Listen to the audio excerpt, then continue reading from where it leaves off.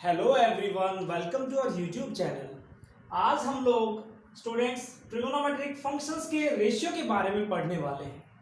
Previous lectures में हमने basic किया था ट्रिगोनोमेट्री का, उसमें हमने पढ़ा था एंगल्स के बारे में, और इस लेक्चर में हम लोग पढ़ने वाले हैं ट्रिगोनोमेट्रिक फंक्शंस के बारे में। ठीक है बच्चों, क्लास 10 तक आपने पढ़ा था कि कोई भी ट्रिगोनोमेट्रिक फंक्शन उसके एक्यूट एंगल या राइट एंगल की फॉर्मेशन में 0 to 90 डिग्री के एंगल्स के बारे में आपने पढ़ा था बच्चों। यहां पर मैं अगर बात करूं तो आपने फर्स्ट क्वाड्रेंट के अंदर जो एंगल्स बनते हैं उनके बारे में पढ़ा था। यहां 11th स्टैंडर्ड में हम लोग बात करेंगे बाकी के भी क्वाड्रेंट्स को लेकर के। दूसरी बात, जो 10th क्लास में आपने पढ़ा था बच्चों, उसमें जो ट्रिगोनोमेट्रिक आइडेंटिटीज थी, ट्रिगोनोमेट्रिक रेशियोज थे, वो ऑलवेज पॉजिटिव लिए थे आपने।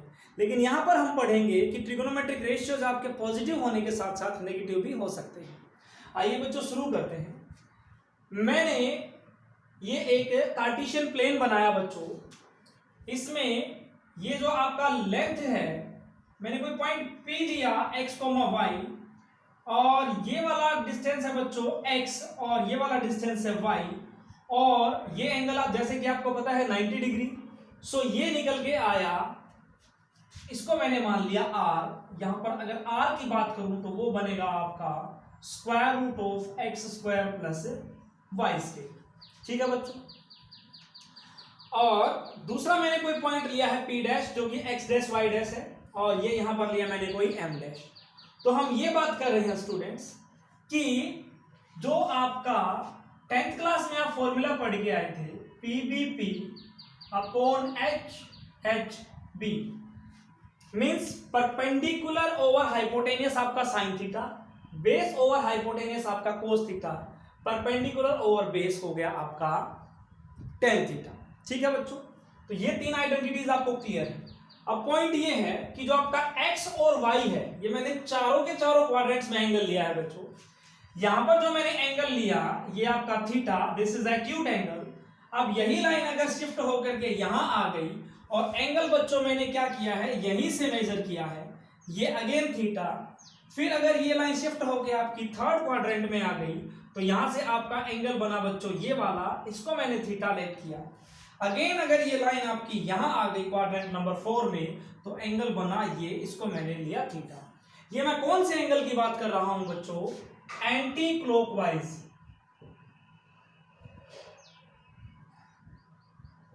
एंटी क्लॉकवाइज या फिर यूं कहिए पॉजिटिव एंगल।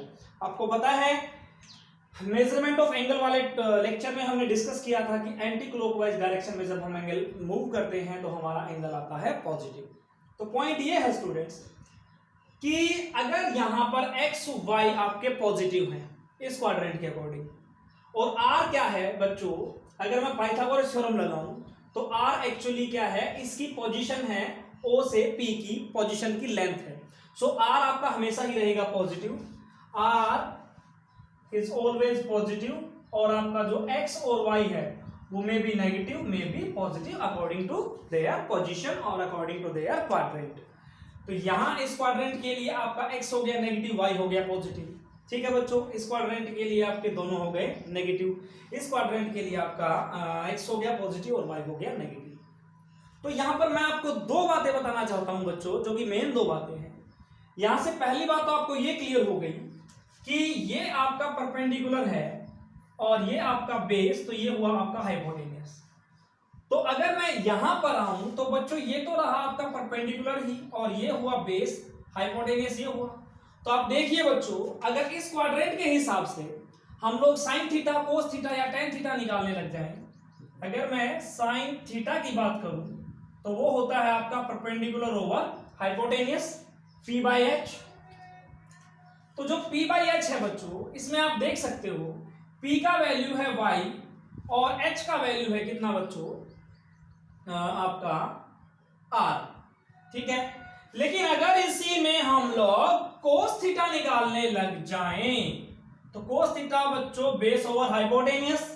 तो आप देखिए जो इसका बेस है x, और x जो है बच्चों x एक्सिस पर लेफ्ट साइड में दैट इज नेगेटिव, यानी कि x की जगह आपका बेस -x हाइपोटेनियस r, तो बच्चों आ गया ना रेशियो आपका नेगेटिव।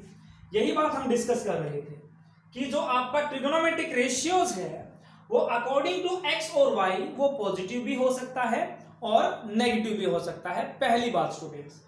और एक बात कि अगर आपका जो पॉइंट है वो मूव करके यहां आ गया, पॉइंट आपका मूव करके यहां आ गया, दैट इज p डैश, तो आप p डैश से परपेंडिकुलर डालोगे बच्चों, वो क्या होगा आपका m डैश। ठीक है, सेम वे में ये पॉइंट है p डैश, इसको मैं x डैश को मैं y डैश मानूं, तो p डैश से हमने परपेंडिकुलर डाला, दैट इज m डैश। यहां पर भी p डैश हमने लिया x dash y dash, perpendicular डाला, दैट इज m डैश, और this is your m। Same way में p डैश लिया, यहां पर भी x डैश y डैश, ये पॉइंट आपका m, ये परपेंडिकुलर डाला m डैश। ठीक है बच्चों, तो पॉइंट ये है कि अगर हमने यहां पर सिंपली अगर p से रेशियो लिया है, तो बच्चों अगर इसी OA लाइन पर ये आपका p खिसक के p डैश बन जाए, p double dash, p triple dash कहीं पर भी चला जाए, तो आप जब भी इसके perpendicular hypotenuse, base hypotenuse, perpendicular base या फिर इनका रेसिप्रोकल, मतलब कितने भी रेशियो आप निकालोगे, ratio will be same as usual. Ratio जो है हमेशा ही इनका सेम रहेगा, यानी कि ट्रिगोनोमेट्रिक जो फंक्शंस हैं उनका रेशियो आपका हमेशा ही सेम रहेगा। ये पोजीशन जो है पॉइंट की उसको डिसाइड नहीं कर सकती, ये कहीं चली जाए, यहां होगी तब भी वही रेशियो बनेगा, यहां हो जाएगी तब भी वही रेशियो बनेगा, यहां हो जाएगी तब भी वही रेशियो बनेगा। ठीक है स्टूडेंट्स, दूसरी बात, ये हमारे पॉजिटिव भी हो सकते हैं रेशियोज और नेगेटिव भी हो सकते हैं। ये दो चीजें मोस्ट इंपॉर्टेंट थी स्टूडेंट्स, जो हम लोग 10th क्लास में नहीं पढ़ पाते हैं। अब चलते हैं आगे कुछ और आइडेंटिटीज के लिए।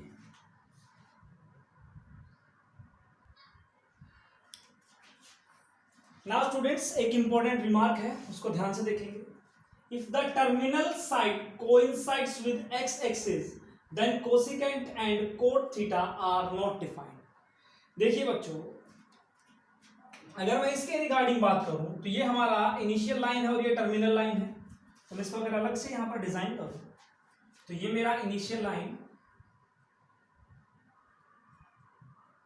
और ये मेरा टर्मिनल लाइन, ये हमारा x एक्सिस ले लीजिए आप, इसको y एक्सिस।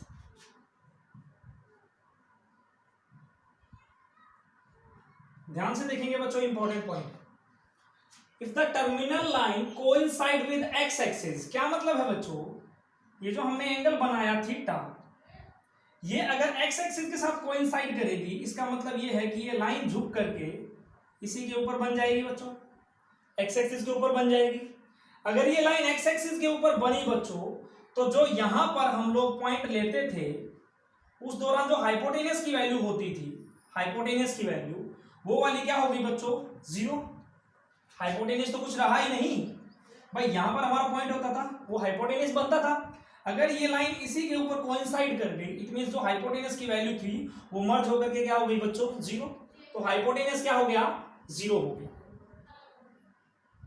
हाइपोटेनस क्या हो गया बच्चों हमारा, 0। और जी, और अगर यही लाइन कहता है दूसरा केस, if it coincides with y axis then secant and tangent theta are not defined. ठीक है बच्चों, अगर ये आपकी मर्ज कर जाएगी, किसके ऊपर, कोइंसाइड कर जाएगी विद y एक्सिस, यानी कि ये लाइन इधर आने की बजाय इधर y एक्सिस पर मर्ज कर जाएगी, यानी कि फिगर हमारी सिर्फ ऐसी बन जाएगी बच्चों, क्या बन जाएगी फिगर, ऐसी। तो उस केस में एंगल कितना हो गया बच्चा इनके बीच में, 90 डिग्री हो गया बच्चों। ठीक है, और आपको पता ही है कि उस केस में आपका सीकेंट बच्चों नॉट डिफाइंड होता है, जो कि आपने क्लास 10th में भी पढ़ा हुआ है, और उस दौरान आपका टेंजेंट भी क्या होता है, नॉट डिफाइंड।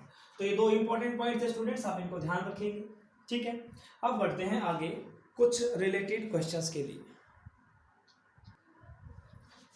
स्टूडेंट्स एक पॉइंट यहां पर ध्यान से देखेंगे एक बार, कि जब हम इसको मर्ज कर रहे थे यहां पर, तो हमारा ये पॉइंट यहां आ गया था, तो हमारा हाइपोटेनियस नहीं बच्चों, हमारा परपेंडिकुलर 0 हुआ है, हमारा परपेंडिकुलर 0 होगा बच्चों, सॉरी, हमारा परपेंडिकुलर जीरो होगा।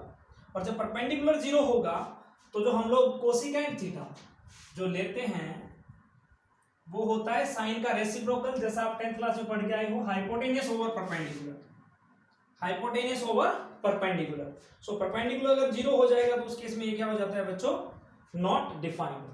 और कोट थीटा जो कि होता है आपका cos theta upon sine theta, तो उस केस में आपका कोट थीटा भी क्या रह जाता है बच्चों, नॉट डिफाइंड। ये थोड़ा सा हमने मिस कर दिया था, हाइपोटेनियस नहीं परपेंडिकुलर जीरो रहेगा students.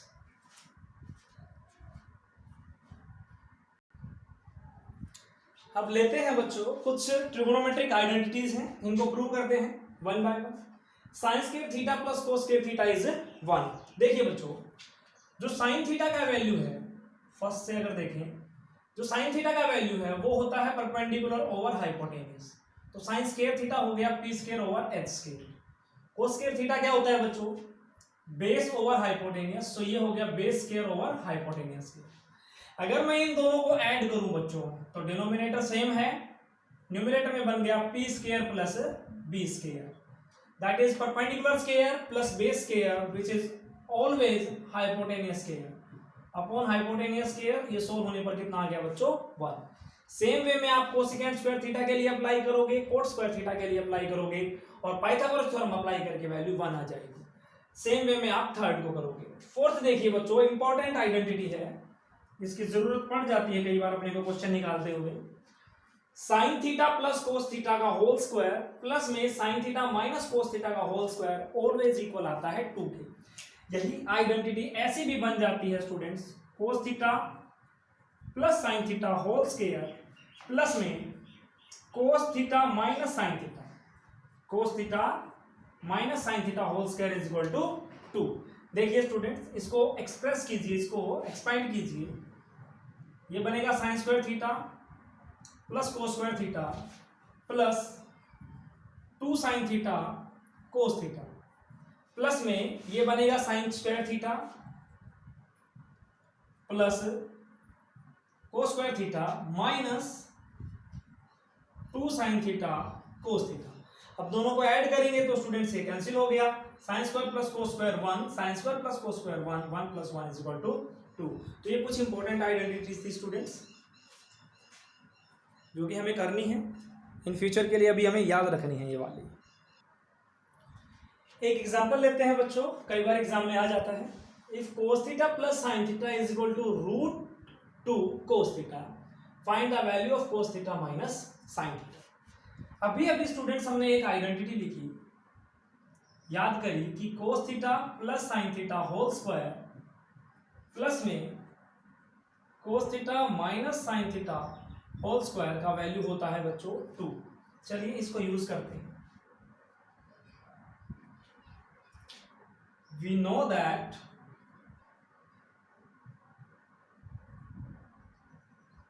Cos theta plus sine theta whole square plus cos theta minus sine theta whole square is equal to 2। और cos theta plus sine theta का जो वैल्यू है बच्चों हमारे पास, वो हमें दे रखा है √2 कोस थीटा, तो यहां पर रिप्लेस कर दीजिए √2 कोस थीटा का whole square plus cos theta minus sine theta whole square is equal to 2, जो कि हमें चाहिए। अब इसको मैं अगर इधर शिफ्ट करूंगा बच्चों तो कोस थीटा माइनस साइन थीटा का जो होल स्क्वायर है वो एज इट इज, और ये हमारा 2 और ये स्क्वायर इधर खुलेगा बच्चों, तो -2 कोस स्क्वायर थीटा, √2 का स्क्वायर 2 हो गया बच्चों, कोस का कोस स्क्वायर थीटा हो गया। अब यहां से मैं अगर 2 कॉमन ले लूं तो ये बना मेरे पास 1 माइनस कोस स्क्वायर थीटा, और जो 1 माइनस कोस स्क्वायर थीटा है स्टूडेंट्स वो होता है ये 2 as it is sine square theta.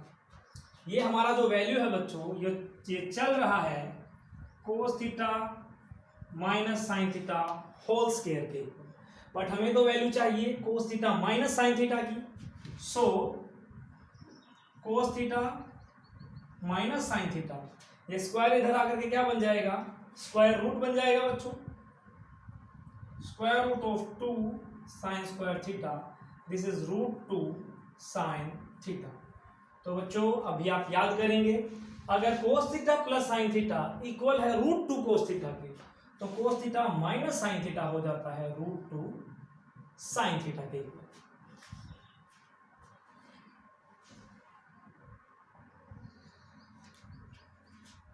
एक और इंपॉर्टेंट आइडेंटिटी है students, a cos theta minus b sine theta whole square plus a sine theta plus b cos theta whole square is equal to a square plus b square. Student इसमें कभी कभी थोड़ा बहुत change भी आ सकता है, ये वाला जो माइनस है ये इधर आ सकता है, तो बनेगा हमेशा ही a square plus b square. कैसे? a अगर cos के साथ है तो इधर a साइन के साथ होना चाहिए, अगर b इधर साइन के साथ है तो b इधर cos के साथ होना चाहिए। एक बार माइनस हो जाए एक बार प्लस हो जाए, दोनों के स्क्वायर्स अगर ऐड होंगे तो रिजल्ट ऑलवेज इक्वल आएगा बच्चों, इनके कोफिशिएंट्स के स्क्वायर का सम। इंपॉर्टेंट आइडेंटिटी है, याद रखेंगे। इसी पर बेस्ड आपका एक क्वेश्चन है, if a cos theta minus b sin theta is equal to c, then show that the value of a sin theta plus b cos theta will be this one. चलिए बच्चों, अगर मैं यही identity apply कर दूं, we know that, हमें पता है कि ये वाली जो वैल्यू है ऑलवेज इक्वल होती है बच्चों a square plus b square की। सो मैं लिख सकता हूं a cos theta minus b sin theta whole square plus a sin theta plus b cos theta whole square is equal to a square plus b square बच्चों। ठीक है, अब आप ये देखिए a cos theta minus b sin theta का value मेरे पास c है, तो इसका स्क्वायर करूंगा तो इसका वैल्यू कितना आ जाएगा बच्चों यहाँ पर c स्क्वायर, तो ये a sin theta plus b cos theta whole square is equal to a square plus b square. अब ये जो c स्क्वायर इधर प्लस का है बच्चों, इधर आएगा तो हो जाएगा माइनस का, बट हमें वैल्यू चाहिए a sin theta plus b cos theta की। सो आपका a sin theta plus b cos theta is equal to square root of a square plus b square minus c square. यही हमें चाहिए था। अगर ये प्लस माइनस है तो स्क्वायर रूट से क्वांटिटी बाहर आएगी बच्चों, प्लस माइनस के साथ आएगी। तो ये थी बच्चों कुछ बेसिक चीज़ें about your trigonometry. Next lecture में आपसे मुलाकात होगी क्वाड्रेंट्स को लेकर के, कि भाई कोई भी जो ट्रिग्नोमेट्रिक फंक्शन है कौन से क्वाड्रेंट में पॉजिटिव होता है, कौन से क्वाड्रेंट में नेगेटिव होता है, कहाँ पर बदलता है कहाँ पर नहीं बदलता है, क्यों बदलता है क्यों नहीं बदलता है। इन सब बातों के साथ अगले लेक्चर में मुलाकात होगी स्टूडेंट्स। Thank you students.